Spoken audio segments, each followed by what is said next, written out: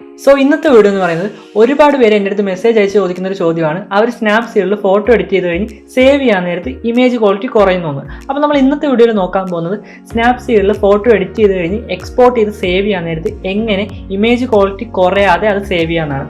അപ്പോൾ നമുക്ക് അധികം വൈകാതെ വീഡിയോയിലേക്ക് കിടക്കാം. അപ്പം സ്നാപ്സീഡിൽ ഫോട്ടോ എഡിറ്റ് ചെയ്യാൻ നേരത്ത് ഇമേജ് ക്വാളിറ്റി കുറയാതിരിക്കാൻ വേണ്ടി നമ്മൾ എന്താണ് ചെയ്യേണ്ടതെന്ന് വെച്ചാൽ നമ്മൾ അഡ്ജസ്റ്റ്മെൻ്റ് ഒക്കെ നടത്തിയതിന് ശേഷം ഇപ്പോൾ ഞാൻ ഇതിൻ്റെ അകത്ത് കോൺട്രാസ്റ്റും അതുപോലെ തന്നെ സാച്ചുറേഷനും ജസ്റ്റ് ഒന്ന് അഡ്ജസ്റ്റ് ചെയ്യുന്നു, എന്നിട്ട് ടിക്ക് കൊടുത്തു. ഇനി ഇമേജ് സേവ് ചെയ്യുന്നതിന് പകരം നമ്മൾ ടോപ്പിലായിട്ട് ഒരു 3 കുത്ത് കാണുന്നില്ലേ, ആ 3 കുത്തിൽ ക്ലിക്ക് ചെയ്യാൻ നേരത്ത് നമുക്ക് settings, tutorial, help and feedback എന്ന് പറഞ്ഞ 3 ഓപ്ഷൻ വരുന്നുണ്ട്. അതിൽ നിന്ന് നിങ്ങൾ സെറ്റിങ്സ് ജസ്റ്റ് സെലക്ട് ചെയ്യുക.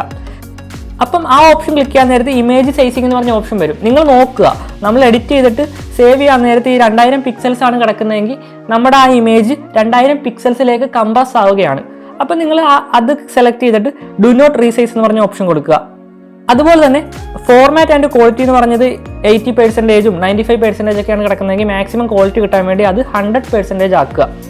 എന്നിട്ട് നിങ്ങൾ ബാക്കിലേക്ക് പോയിട്ട് ഇനി ആ ഫോട്ടോ ജസ്റ്റ് ഒന്ന് സേവ് ചെയ്യുക. സോ സ്നാപ്സീഡിൽ ഫോട്ടോ എഡിറ്റ് ചെയ്ത് കഴിഞ്ഞ് സേവ് ചെയ്യാൻ നേരത്തെ ഇമേജ് ക്വാളിറ്റി കുറയുന്നവർക്ക് ഈ വീഡിയോ യൂസ്ഫുൾ ആകുമെന്ന് വിചാരിക്കുന്നു. അപ്പോൾ ഇതുപോലുള്ള ഫോട്ടോഗ്രാഫി റിലേറ്റഡ് ആയ കണ്ടന്റ്സിന് വേണ്ടി നമ്മുടെ ചാനൽ സബ്സ്ക്രൈബ് ചെയ്യുക. അപ്പോൾ മറ്റൊരു വീഡിയോയിൽ വീണ്ടും കാണാം. അതുവരെ ബൈ.